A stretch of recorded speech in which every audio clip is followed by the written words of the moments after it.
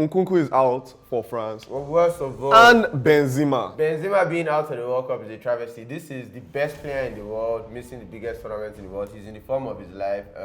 I saw a stat that the Ballon d'Or hasn't missed a World Cup since 1978. And now for the first time. it's the Ballon d'Or and the second best player in the world. In what? Sadio Mane? Best African. Like, we went on about how sad it is that Mane is injured, and they said he was fit. Obviously, because they're going to do everything. To try and get him to play. So the Senegalese, they said they even tried witch doctors, everything. Like, the whole country would have been on his knees to get him fit, but yeah, they just couldn't piece it together in time. Right?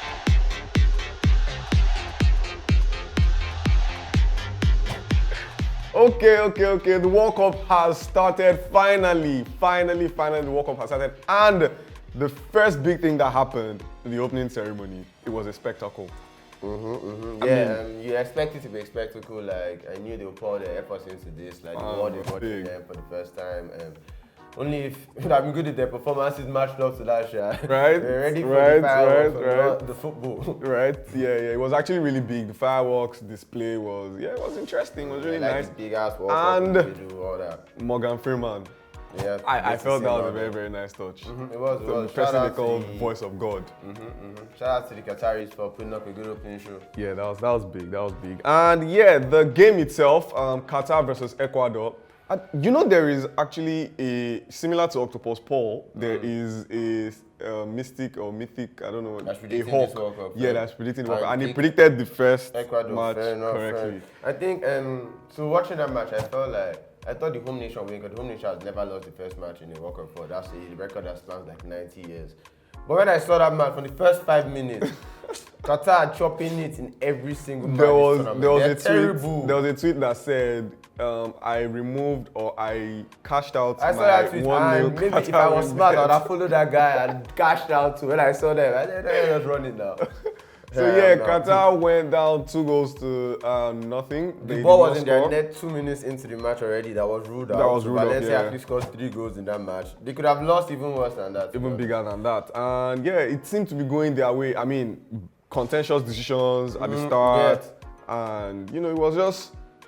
Well, ball does not lie. These guys are not their mates, Ecuador, clearly. They were just faster, stronger, and of course, we're anticipating or we're expecting that many of the South American teams will go far in this tournament. So Ecuador is one of those teams that we're looking at to go far. And, they did the business against Qatar. And still on the matter of the opening ceremony, regarding the fact that Nigeria, the Super Eagles, did not qualify for the World Cup. I started calling them the Eagles, bro. Not super. They are not super. The Eagles. We're going to get to that point. Bruno said something dastardly, and we'll get there. Yo, Bruno. We'll get there. Yeah, Bruno Ronaldo. You guys, But yeah, regarding the fact that the Eagles did not qualify for the World Cup, two wonderful bodies came together and prepared an opening ceremony, especially for Nigerians, at the National Stadium in Surulere. And both of them, Brilla FM and Betwinner Nigeria, have decided to create a special viewing center for all the World Cup games right there in the National Stadium. Yeah, I think that's big. Like you said, regardless of the fact we're not going to the World Cup, football it brings us together as Nigerians more than pretty much anything else. So it should be a good experience. Check that out if you can. Those are two friends of our show. True. Shout out Brilla and Betwinner. Of course, and to celebrate the opening ceremony still, there was a novelty match between the mainland team, and an island team. At the end of the day, the mainland boys won. I mean, it is what it is. But yeah, you can definitely check out the highlights of that event in the next clip.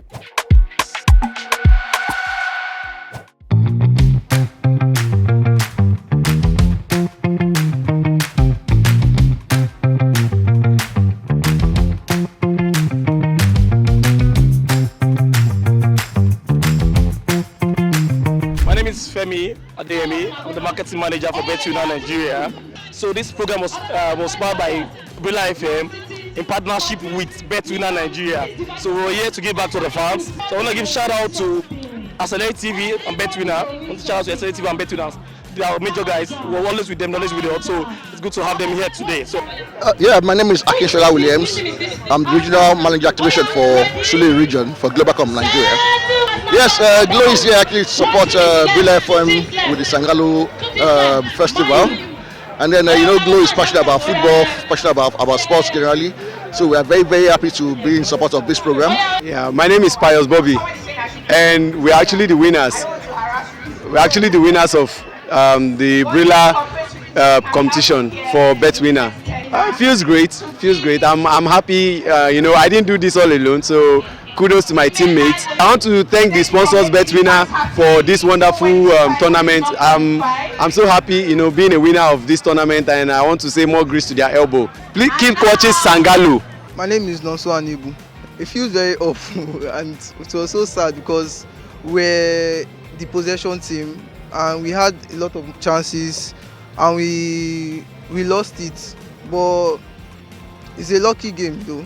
Yeah, my name is Nkunku Vitalis Udeze, Nigeria ex-international.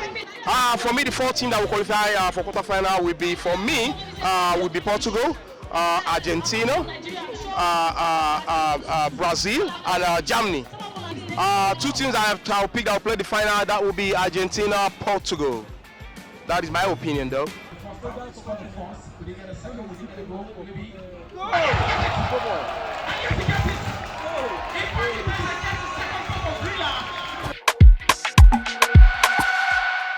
So now back to the actual happenings in the World Cup, right?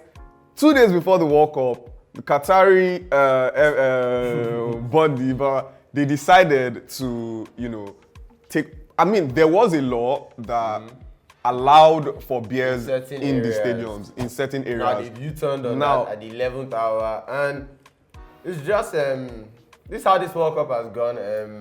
I don't say anything please, but the Qataris have just done as they please with this World Cup. It was supposed to be in the summer, now it's in December. Yeah, they didn't have all the infrastructure they should have had in time. You see the fan housing that they've set up for the fans is way below standard, and hours before the first game kicked off, it wasn't even fully prepared. So while the opening ceremony was great, there's still a lot of things that they need to get sorted out before. I just have got sorted out. I just feel like it was unfair. It was very unfair for them to just turn around and say no beer. I actually think that's going to cause problems in the tournament because you're inviting the world and football lovers into your country. These are people that they've grown accustomed to alcohol when they're enjoying football match. Because at the end of the day, that's what it is. They spent how much to come to Qatar, only find out that the experience is going to be cut. It's not going to be the same. To be honest with you, it's not too far to say that sporting events and alcohol go hand in hand. At this point, they kind of do. So Budweiser are apparently going to sue because they're going to lose a lot of money at this stage. So and they're sponsors too. And of course, with the UEFA Champions League and Heineken, and it's just interesting, but very unfortunate for most fans that are going into the World Cup. I've been seeing some people. Let me not even cast it. Don't worry. We'll discuss it after Don't say it. And besides that, there's also so many social issues that we really would not want to discuss, but that are going on. We haven't even scratched the surface of what's wrong with this Qatar World Cup. True. Let's enjoy it after. Let's just enjoy it and and move on. But something that we definitely can't discuss is the actions of VAR in this World Cup. If the first game is anything to go by, we might be having problems with VAR. But I feel like, that call, it did look contentious at first, but I think the problem was not with the call. The problem was how they explained the call to us. We never really got a proper replay. They never drew any lines. So they said it was that guy's leg was offside, but it looked like his leg was offside while the ball was already there. So where was his leg when the ball was played? I still don't have clarity on that. So it's hard to say, but then the fact that Qatar conceded the penalty moments after, then it's like, do you say that it balances? Yeah, it kind of balances up, and the referee did give yellow cards to Qatari players that they should have gotten. So it's hard to say whether there was bias towards one side or the other. We'll see how the tournament progresses. At the end of the day, we should see how the tournament progresses, and we hope that there will be no contention because it's no more club size at this point. It is now national size. This might be the first World Cup with VAR, so the impact it has, like imagine a VAR decision in the World Cup final, like this could be very dramatic. And that can take you back to the effects of World Cup games on national life. Remember the name of that player from Colombia who scored an own goal and he went back. Escobar. Oh yeah. And then there was a bar fight, and unfortunately he lost his life. And it was tied into a controversy that happened in the World Cup. So VAR has to come correct in this competition. And moving on from VAR, another big topic with the World Cup this year has been injuries. Nkunku is out for France. Well, worst of all, And Benzema. Benzema being out of the World Cup is a travesty. This is the best player in the world, missing the biggest tournament in the world. He's in the form of his life. I saw a stat that the Ballon d'Or hasn't missed a World Cup since 1978, and it's now for the first it's time. the Ballon d'Or and the second best player in the world. In what? Sadio Mane? Best African. Like we went on about how sad it is that Mane is injured, and they said he was fit. Obviously, because you know they're going to do everything. To try and get him patch to play. So the Senegalese, they said they even tried witch doctors, everything. Like the whole country would have been on his knees to get him fit, but yeah, they just couldn't piece it together in time. Benzema missing out is a very, very big miss for France. France. But interestingly, Didier Deschamps has decided to not call up a replacement. He has looked at everything and he said he's not calling up a replacement. I wonder, I'm saying, penny for Anthony Martial's thoughts. Yeah. Like, what is he feeling right now? How is he feeling? What's he thinking? You must have thought this was his opening, but I guess that's all you need to know, that the manager does not. He'd rather be... He doesn't rate him. He'd rather be optionless. And bring you into the squad. And that says a lot about Martial, about how he's playing, and also what Deschamps feels about like his mentality and his personality. Like if he felt like he would have added good vibes to the group or something, then okay, fair enough. He's friends with all the players, but that you don't even want him at all. That's quite sad. Definitely, I feel like that's the major thing that you touched on there for Martial and the France squad. It is that mentality. He seems to. He's not a mentality monster. Yeah, so if you think he's going to come here and play and bring the mentality down, then let's be minus one player. Definitely, that's definitely something that's counting.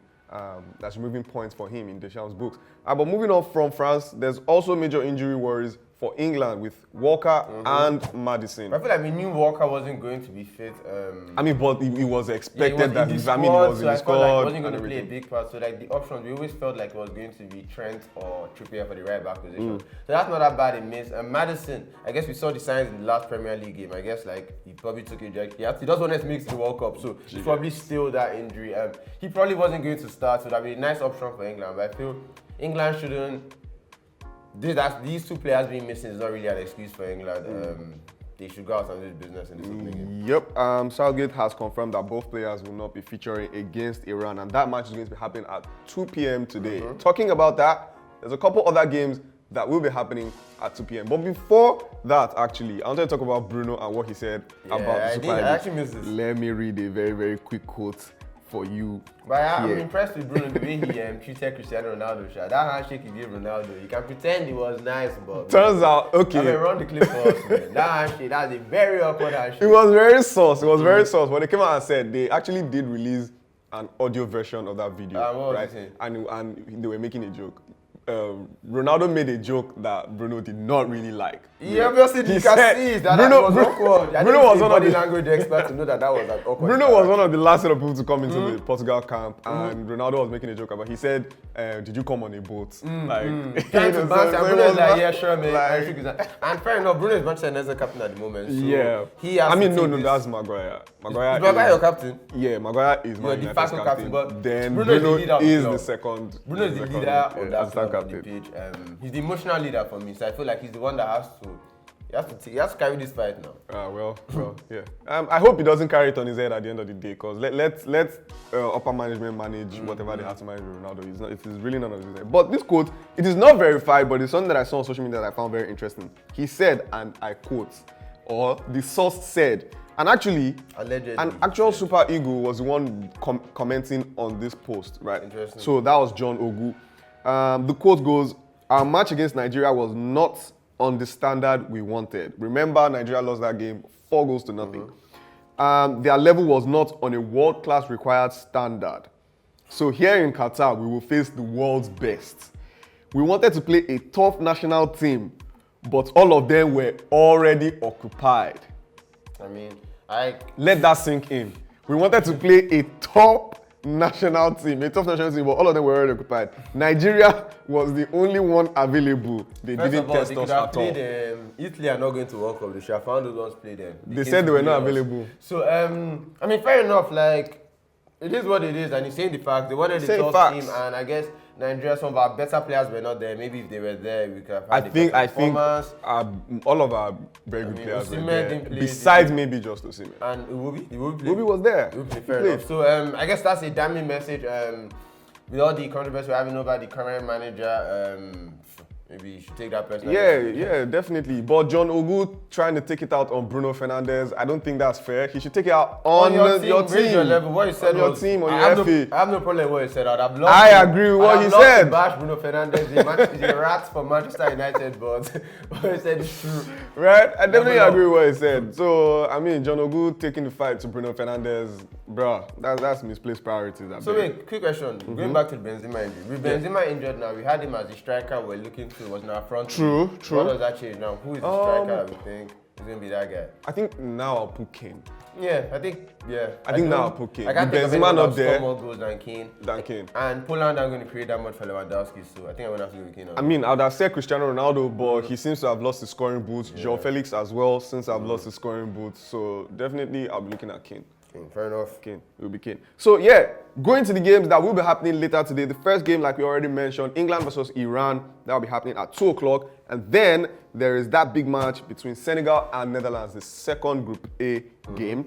Senegal and Netherlands. And the final match of the game, another very big one. USA Wales at 8 o'clock. I feel like that group is very exciting. USA, Wales, and England being the same group. All 3 games you can have that. Well, England's game has that derby feel to the 2 games in the group.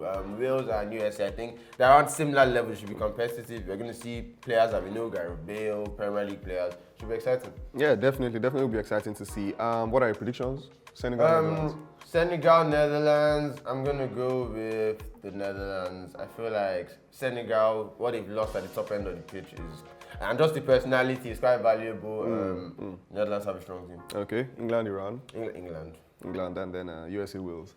USA, that's the trickiest one of the 2, but I'm going to go with Wales, to be honest. I will be going with USA because Wales were not very, very convincing in their qualifying rounds, and USA have this crop of young players that are doing very well in Europe. Western but I'm Kenny. thinking Gareth Bale is going to be different. I've seen him in these international games. Like, and he just comes out clutch, But them even being at this World Cup is like the first time in 100 years, and it's because of him being clutch in the dying moment. So he's going to get freaky and he'll probably score. True.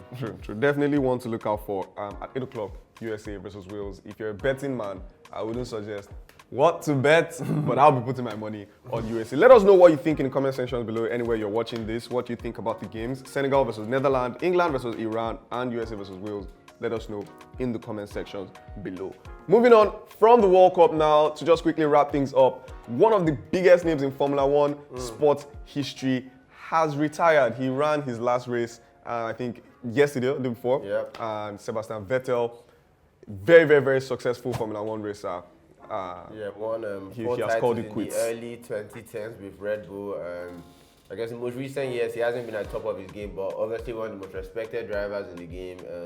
Multiple podiums. He's a star boy in Formula 1. Of course, 53 Grand Prix, 53 Grand Prix wins. Majority of his wins came with Red Bull. That was, that was his most successful team. But yeah, he's called it quits now with the Aston Martin team. We'll clap him up.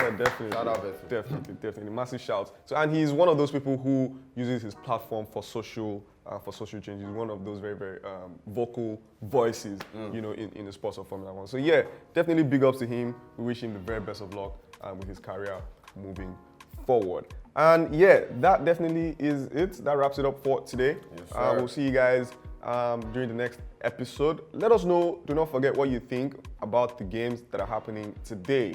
Put your predictions in the comment sections. Without Sadio Mane, do you think Senegal will defeat Netherlands? Peace out. Thanks for working with us once again. Peace.